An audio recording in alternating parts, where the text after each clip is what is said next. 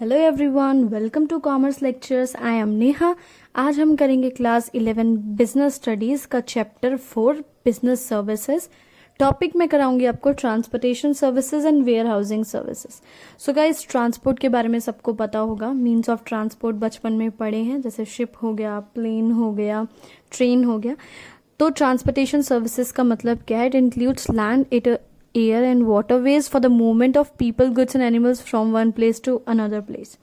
अब क्या होता है, जब इन सब चीज़ों का हम यूज़ करते हैं, चाहे ट्रेन का यूज़ कर रहे हैं, चाहे ट्रक का यूज़ कर रहे हैं, मतलब इनमें से कोई सा भी वेज हम यूज़ कर रहे हैं और उसका यूज़ करके हम क्या कर रहे हैं, किसी भी लोगों को, गुड्स को, एनिमल्स को एक जगह से दूसरी जगह लेकर जा रहे हैं, तो वो जो सर्विस हम यूज़ कर रहे हैं वो होती है ट्रांसपोर्टेशन सर्विसेज।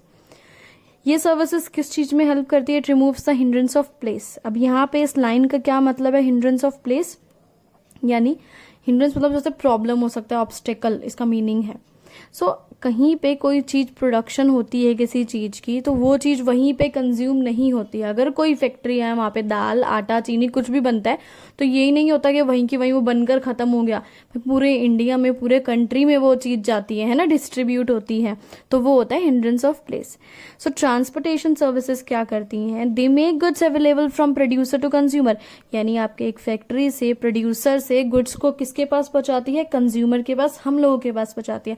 हमारे घर में कोई खाने पीने की चीज खत्म हो जाती है, हम डायरेक्ट थोड़ा ना फैक्ट्री पहुंच जाते हैं, मिनट मिनट में आसपास की शॉप पे जाते हैं, है ना। और उस शॉप पे सामान कैसे आता है? इन्हीं ट्रांसपोर्टेशन सर्विसेज की वजह से, चाहे वो लैंड का वे हो या कोई एयर या वाटरवेज यूज करके आया हो। ठीक है, यानी from place of production to place of consumption. Place of production से मतलब है जहां वो गुड्स बने हैं वहां से वो ट्रांसपोर्ट सर्विसेज की हेल्प से प्लेस ऑफ कंजप्शन यानी हम लोगों के पास आते हैं। So we need to develop our transport system to keep pace with requirement of business. अभी बिजनेस की रिक्वायरमेंट्स के अकॉर्डिंग हमें अपना ट्रांसपोर्ट सिस्टम यानी ट्रांसपोर्टेशन सिस्टम जो है उसको डेवलप करने की बहुत जरूरत है। सपोज आप एक फैक्ट्री खोल रहे हैं, ठीक है, उसमें कुछ मैन्युफैक्चर कर रहे हैं, लेकिन ट्रांसपोर्ट सर्विसेज ही नहीं है, तो अपना सामान आप दूसरों तक कैसे पहुंचाएंगे? वो तो पड़ा खराब हो जाएगा, है ना। चलो आगे बढ़ते हैं वेयर हाउसिंग सर्विसेज के बारे में। वेयर हाउसिंग सर्विसेज सबको पता है ना, सबने पढ़ा है वेयर हाउसेज क्या होते हैं, है ना। फिर भी एक बार दोबारा देख लेते हैं बुकिश लैंग्वेज में आप लोग क्या लिखेंगे एग्जाम में। It is a commercial building to store goods and keep them safe until they are sold.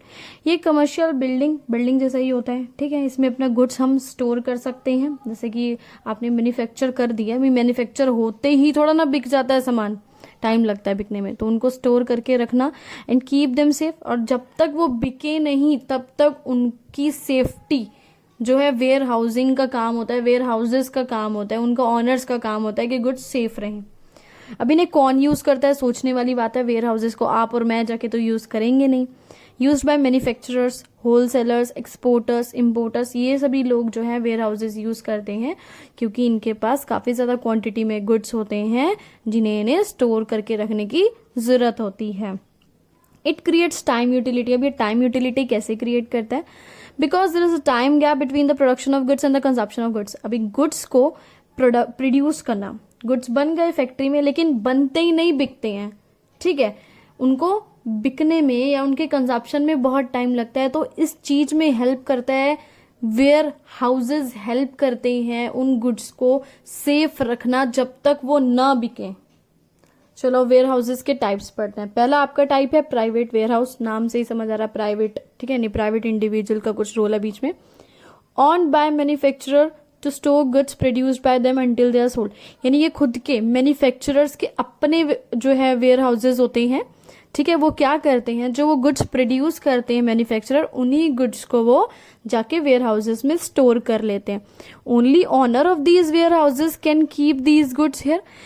जिनके ये वेयर हाउस हैं, इन वेयर हाउस के ऑनर सिर्फ अपने गुड्स यहाँ पे सेव कर सकते हैं। कोई दूसरा बंदा आके यहाँ पे गुड्स अपने सेफ्टी से नहीं रख सकता है। बेनिफिट क्या है? Control and flexibility. कंट्रोल मतलब पूरा कंट्रोल रहता है इन पे, इन मैन्युफैक्चरर्स का, इन ऑनर्स का। बीच में कोई भी जो है रोक टोक या इंटरफेयर नहीं करेगा। फ्लेक्सिबिलिटी है, जब मर्जी चाहो सामान इसमें गुड्स डाल दो, जब मर्जी चाहो आप इसमें से गुड्स रिलीज कर लो, आपकी इच्छा है। नेक्स्ट पढ़ते हैं आपके public warehouses. So public warehouses क्या होते हैं? Licensed by government to private parties, ठीक है, गवर्नमेंट इनको लाइसेंस देती है, लेकिन इन्हें जो है मैनेज कौन करता है, इनको ऑनर कौन होता है? प्राइवेट पार्टीज, प्राइवेट इंडिविजुअल्स ही होते हैं, गवर्नमेंट ऑनर नहीं होती है। नाम पब्लिक है इसलिए कंफ्यूज मत हो जाना। Operates according to the regulations of government, government कुछ रेगुलेशंस, कुछ गाइडलाइंस देती है, उसके अकॉर्डिंग इनमें सब चीजें ऑपरेट होती है, सारे फंक्शंस होते हैं, ठीक है, उनसे आगे पीछे हम नहीं जा सकते हैं। बस ये है मेन, ये चीज याद रखना कि प्राइवेट पार्टीज, प्राइवेट इंडिविजुअल्स ही इनके ऑनर होते हैं, बस जो लाइसेंस होता है वो गवर्नमेंट से मिलता है। Anyone can store his goods in these warehouses by paying necessary charges. और इन warehouses में कोई भी goods अपने store कर सकता है, कोई भी individual आके अपने goods store कर सकता है, कोई मनाही नहीं है, बस उसको जो है चार्जेस जो है goods store करने के वो देने पड़ेंगे। Owner of these goods are responsible for safety of goods kept here, यानी ये जो वेयर हाउसेज हैं इनके जो ऑनर हैं, यानी जिन प्राइवेट पार्टीज को स्टार्टिंग में लाइसेंस दिया गया था कि तुम वेयर हाउस चला सकते हो, वही ऑनर जिम्मेदार होते हैं इन गुड्स की सेफ्टी के लिए कि भाई गुड्स जो है वो खराब ना हो, बिल्कुल ठीक ठाक सही सलामत कंडीशन में रहे। क्यों? क्योंकि भाई जो लोग गुड्स यहाँ पे रखते हैं वो चार्जेस भी देते हैं इसके बदले, है ना। These warehouses also provide transportation facilities भी देते हैं, चाहे बाय रेल हो चाहे बाय रोड हो, ये इन्हीं की जो है रिस्पॉन्सिबिलिटी होती है गुड्स को ट्रांसपोर्ट करना। नेक्स्ट है आपका बॉन्डेड वेयर हाउसेज। बड़ा डिफिकल्ट सा लगता है बच्चों को ये समझने में, बट एक्चुअली में है नहीं अगर इसको अच्छे से समझा जाए तो। These warehouses are licensed by the government, government इसका लिए लाइसेंस देती है, ठीक है, लाइसेंस देना जरूरी है। टू स्टोर गुड्स, अभी किस टाइप की गुड्स स्टोर होंगे अब इसमें हम ये देखेंगे। Which are imported from other countries, यानी इम्पोर्टेड गुड्स वो गुड्स जो किसी दूसरी कंट्री से अपनी कंट्री में आए हैं, उन गुड्स को इसमें स्टोर किया जाता है before payment of customs duty, यानी जब तक कस्टम्स ड्यूटी या टैक्स नहीं दिया जाता है तब तो वो गुड्स जो हैं इन्हीं वेयर हाउसेज में पड़े रहते हैं। छोटी सी बात थी कि सिर्फ इम्पोर्टेड गुड्स इसमें हम स्टोर करके रखते हैं, जब तक कस्टम्स ड्यूटी नहीं देते हैं तब तक। Importers can remove goods from these warehouses only when they pay customs duty. अगर किसी भी इंसान को ये गुड्स निकालने हैं, यहाँ से रिलीज करनी है, रिमूव करने हैं, तो उनको कस्टम्स ड्यूटी देनी पड़ेगी। कस्टम्स ड्यूटी देने के बाद अपने गुड्स वो ला सकते हैं या बेच सकते हैं। Goods can be removed in parts, आपकी इच्छा है चाहे उनको पार्ट्स में थोड़ा थोड़ा क्वांटिटी करके निकालो, ठीक है, चाहे आप उनको पूरा एक ही बारी में निकालो। Import duty can be paid in instalments, और जैसे जैसे आप गुड्स निकाल रहे हैं इंस्टॉलमेंट्स में वो थोड़ा थोड़ा अमाउंट जो होगा आपके इम्पोर्ट्स ड्यूटी का, या जो टैक्स होगा वो आप दे सकते हैं। जरूरी नहीं है कि आपको पूरा एक ही बारी में टैक्स भरना है, ऐसा नहीं है। जैसे जैसे आप गुड्स रिलीज कर रहे हो उनका पेमेंट देते जाओ, वो आपकी इच्छा है। These warehouses have also facilities of branding, packaging and grading of goods, ठीक है, यहाँ पे ये और भी फैसिलिटीज काफी प्रोवाइड कराते हैं। गुड्स को स्टोर करने के साथ साथ ब्रांडिंग, पैकेजिंग, ग्रेडिंग, ये सब फैसिलिटीज भी प्रोवाइड कराते हैं अगर आप लेना चाहे तो। Importers can export goods kept in these warehouses without paying customs duty. एक कंडीशन और है इसमें, आपने जो इम्पोर्ट करे थे गुड्स, आप चाहें तो उन गुड्स को एक्सपोर्ट कर सकते हैं। जैसे कि आपने किसी फर्स्ट कंट्री से मंगवाए तो आप किसी सेकंड, थर्ड, फोर्थ कंट्री में उनको भेज सकते हैं वहीं की वहीं। इससे आपको क्या बेनिफिट मिलेगा? आपको कस्टम्स ड्यूटी नहीं देनी पड़ेगी, ठीक है। कस्टम्स ड्यूटी सिर्फ तब देनी पड़ेगी जब आप उसे अपनी कंट्री में बेच रहे हो, लेकिन उसे वापस किसी तीसरी कंट्री में, चौथी कंट्री में उसको बेच रहे हो, भेज रहे हो, तो आपको कस्टम्स ड्यूटी नहीं देनी पड़ेगी। चलो अभी फोर्थ पे आते हैं, आपके government warehouses. So private जो थे फर्स्ट थे, सेकंड थे आपके पब्लिक। पब्लिक और गवर्नमेंट में बिल्कुल भी जो है सेम मत करके आना, दोनों बहुत अलग अलग हैं। Owned, license and managed by government. अब यहाँ पे आया पूरा गवर्नमेंट का रोल, इनके ऑनर भी गवर्नमेंट होंगे, लाइसेंस भी गवर्नमेंट से ही मिलेगा, मैनेज भी गवर्नमेंट करेगी। गवर्नमेंट मैनेजेस देम, कैसे मैनेज करेगी? Through organisation setup in public sector.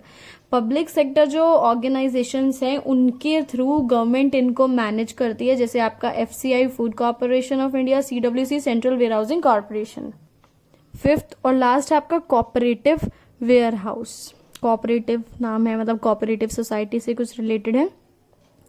Created by members of cooperative societies. Member of cooperative societies यानी कोऑपरेटिव सोसाइटी के जो भी मेंबर हैं वो खुद से इस ग्रुप को बनाएंगे, इस वेयर हाउस को बनाएंगे। और किसके लिए बनाएंगे? For interest of marketing cooperative societies and agriculture cooperative societies, ठीक है। इन दोनों सोसाइटीज के जो है वेलफेयर के लिए ये जो है वेयर हाउस बनाए जाते हैं। वीडियो कुछ ज़्यादा ही लंबा होता जा रहा है, पता नहीं क्यों। नेक्स्ट टॉपिक इसमें हम पढ़ते हैं फंक्शंस ऑफ वेयर हाउसिंग। तो सबसे पहला फंक्शन है आपका कंसोलिडेशन, मतलब एक तरह से इकट्ठा करना है, एक साथ करना। सो ये वेयर हाउस क्या करते हैं, these where houses receives and combine products from different plants, यानी अलग अलग प्लांट्स से, अलग अलग फैक्ट्री से ये प्रोडक्ट्स मंगवाते हैं, उन सबको एक साथ रखते हैं and delivers the same to particular customer on single transportation. और जो भी कस्टमर वो गुड्स मंगवाता है, उन कस्टमर्स को वो सारे गुड्स एक ही बार ट्रांसपोर्ट कर देते हैं। एग्जाम्पल देखो, जैसे यहाँ बहुत सारे प्लांट थे, ए बी सी, अलग अलग फैक्ट्रीज थी, उन सब ने क्या किया, यहाँ पे जाके एक वेयर हाउस में अपने अपने जो है गुड्स सेफली रख दिए। अभी कस्टमर 1 को प्रोडक्ट चाहिए था ए बी सी तीनों के, तो ये वेयर हाउस क्या करेंगे, इन तीनों के गुड्स को क्या करेंगे, ट्रांसपोर्ट करके 1 के पास पहुंचा देंगे। या फिर जैसे 2 था कस्टमर, उसको चाहिए था बी और सी प्रोडक्ट, तो यही वेयर हाउस क्या करेगा, बी और सी के जितने भी गुड्स होंगे कस्टमर 2 को दे देगा। बस ये काम करेगा कि जिस भी कस्टमर को इन तीनों में से कोई सा भी प्रोडक्ट चाहिए होगा वो मिलाकर एक ही बारी में पहुंचा देगा। ऐसे अलग अलग करके नहीं पहुंचाएगा, सारे गुड्स, जितने भी गुड्स होंगे सारे एक ही बारी में इकट्ठे ट्रांसपोर्ट कर देगा। अब ये सेकंड वाला है ब्रेक द बल्क, बिल्कुल इसका उल्टा है, ठीक है। ये क्या करता है, these ware house divide the bulk quantity of goods received from production plants into smaller quantities. अब इसमें बहुत सारे प्लांट से आ रहा था अपना गुड्स, लेकिन इसमें क्या था, सिर्फ एक प्लांट से गुड्स आएंगे और ये जो है डिवाइड कर देगा इन सारे गुड्स को। देखो लिखा हुआ है डिवाइड कर देगा। बल्क मतलब होता है बहुत ज्यादा क्वांटिटी में जो गुड्स आते हैं उनको डिवाइड कर देगा, ठीक है, from production plants into smaller quantity, छोटी छोटी क्वांटिटीज में डिवाइड कर देगा। और डिवाइड करने के बाद में क्या करेगा, transport them according to the requirements of client in the place of their business. और डिवाइड करने के बाद छोटी छोटी क्वांटिटीज में ये कस्टमर्स को इनकी डिमांड के अकॉर्डिंग उनको दे देगा। जैसे कि प्लांट ए ने अपने सारे गुड्स यहाँ पे रखवा दिए, ठीक है। अभी कस्टमर ए को कोई गुड्स चाहिए तो ये छोटी सी क्वांटिटी निकाल के इसको दे देगा। कस्टमर बी को कोई गुड्स चाहिए तो इसमें से छोटी सी क्वांटिटी निकाल के इसको दे देगा। बस यही काम था इसका। चलो अगला पढ़ते हैं। थर्ड है आपका स्टॉक पाइलिंग। इसमें क्या है, these warehouses store goods और raw materials which are not required immediately for sale of manufacturing. कभी कभी क्या होता है, गुड्स जो है इमीडिएटली सेल नहीं होते हैं लेकिन उनका प्रोडक्शन पूरे साल होता रहता है, या रॉ मटेरियल जो होते हैं एकदम से यूज नहीं होते, हम ज्यादा क्वांटिटी में मंगवा लेते हैं, तो मैन्युफैक्चरिंग में उनका इतनी जल्दी यूज नहीं होता है, टाइम लगता है उनको यूज करने में। तो वो गुड्स जो हैं उनको स्टोर करने के लिए ये वेयर हाउसेज यूज होते हैं। एग्जाम्पल देखते हैं, agricultural products stored in these warehouses. इन वेयर हाउसेज में एग्रीकल्चरल प्रोडक्ट्स को स्टोर किया जाता है। इसका रीजन क्या है, they are produced in seasons. अभी वो सीजन्स में ही उगते हैं। अब जैसे कि कोई क्रॉप है ऐसी जो सिर्फ सर्दियों में उगाई जाती है, ठीक है, लेकिन उसको खाया हम पूरे साल वो चीज खाते हैं, ठीक है, but demanded through out the year. तो अब हमने तो चलो उसको प्रोडक्शन तो हमने कर दिया सर्दियों में, लेकिन अगर उसको हम ऐसे ही खुला छोड़ देंगे तो वो तो खराब हो जाएगी। तो उसको स्टोर भी तो करने की जरूरत है ना, तो हम कहाँ पे स्टोर करेंगे, इन वेयर हाउसेज में। या जैसे कि क्या होता है, अपना एसी होता है, एसी जो होता है मैन्युफैक्चरिंग तो पूरे साल होता ही रहता है, लेकिन हम ये थोड़ा ना कि सर्दियों में ही जाएंगे और बोलेंगे भाई एसी दे दो, हमारे पूरे घर में एसी लगवा देंगे, ऐसा नहीं होता। मोस्टली क्या होता है कि लोग जो है गर्मियों में ही एसी खरीदते हैं। डिमांड तो जो होती है उसकी कब हुई, सिर्फ और सिर्फ गर्मियों में, लेकिन प्रोडक्शन कब हुई, पूरे साल। तो उसको स्टोर करके रखना पड़ेगा ना, तो उसको स्टोर कहाँ पे करके रखेंगे हम, इन वेयर हाउसेज में। अभी फोर्थ है आपका वैल्यू एडेड सर्विसेज। इसमें क्या है, some modern warehouses also provide value added services like packaging, labelling, grading and divide goods in small lots, ठीक है। और आजकल वेयर हाउसेज क्या है, कुछ एक्स्ट्रा सर्विसेज भी प्रोवाइड कराते हैं, जैसे पैकेजिंग, लेबलिंग, या उन गुड्स को छोटे छोटे क्वांटिटी में खुद ही जो है डिवाइड करा और उनकी फिर पैकिंग कर दी, उस पर लेबल लगा दिया, उसकी ग्रेडिंग कर दी। ये सारे काम वेयर हाउसेज खुद ही कर देते हैं। Some goods are opened at the time of inspection by prospective buyers. कभी कभी क्या होता है, जैसे बायर्स आते हैं इन वेयर हाउसेज में और उनको काफी बड़े बड़े क्वांटिटीज में गुड्स खरीदने होते हैं, लेकिन वो कुछ गुड्स खोल के भी देखते हैं कि भाई देख तो लें एक बारी तुम्हारा माल जो है वो स्टॉक है, अच्छा भी है या नहीं है, इंस्पेक्शन पहले करते हैं, है ना। तो उनको खोल दिया, फिर अब उनको जब खोल दिया, अब उन्होंने लिया ना लिया ये तो बाद की बात है, उनको दोबारा से पैकिंग तो करनी पड़ेगी ना, तो दोबारा से उनको पैक करना, उनको दोबारा से लेबल लगाना, ये सभी काम किसका होता है, इन्हीं वेयर हाउसेस का होता है। अब देखो फिफ्थ अपना पॉइंट है प्राइस स्टेबिलाईजेशन। अब वेयर हाउसेस प्राइस स्टेबिलाईज करने में, प्राइस को कंट्रोल करने में कैसे हेल्प करते हैं? Warehouses also helps in stabilising price by adjusting the supply of goods according to demand. यानी सप्लाई और डिमांड को एडजस्ट करके ये प्राइजेस जो है अपना स्टेबिलाईज रखते हैं। देखो कैसे, prices are controlled from falling when supply is increased and lack in demand. अब क्या होता है, सप्लाई सपोज इंक्रीज हो रही है और डिमांड जो है अपनी कम है बहुत ज्यादा, तो ऑब्वियस सी बात है जो प्राइस जो है वो कम ही होंगे, गिरेंगे, क्योंकि सप्लाई बहुत ज्यादा, डिमांड है नहीं। सो क्या किया जाएगा, excess goods can be stored in these warehouses. जो एक्स्ट्रा गुड्स होंगे उनको इन वेयर हाउसेज में स्टोर कर दिया जाएगा और सिर्फ उतने निकालेंगे जिससे कि सिर्फ एक्चुअल डिमांड पूरी हो जाए, है ना। तो उसकी वजह से क्या होगा, प्राइस गिरेंगे नहीं, सप्लाई और डिमांड जो है बराबर बराबर रहेगी। एंड वाइस वर्सा, मतलब बिल्कुल इसका अपोजिट भी होता है। जैसे कि सपोज क्या होता है, सप्लाई अगर कम है और डिमांड बहुत ज्यादा है तो प्राइजेस जो है वो बहुत ज्यादा बढ़ने लग जाएंगे। तो क्या होगा, इन वेयर हाउसेज में से सारा स्टॉक निकाल लिया जाएगा ताकि सप्लाई और डिमांड वापस इक्वल आ जाए। लास्ट पॉइंट है इसका, चलो वो भी कर लेते हैं। Financing, warehouse owners provide loans to owner of goods. Financing मतलब होता है किसी को फाइनेंस या पैसा प्रोवाइड कराना।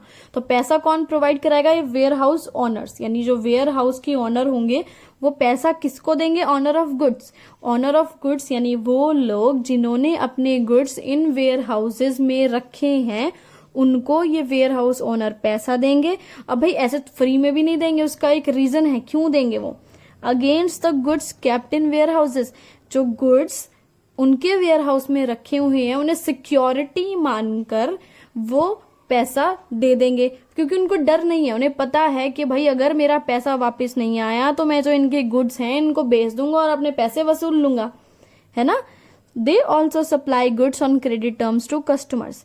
और एक चीज और करते हैं ये अपने कस्टमर्स को जितने भी गुड्स इनके वेयर हाउसेस में रखे हैं वो क्रेडिट पर सेल कर देते हैं। ठीक है, इसी के साथ आपका इतना बड़ा वीडियो खत्म हो चुका है। Thanks for watching this video, please like share and subscribe.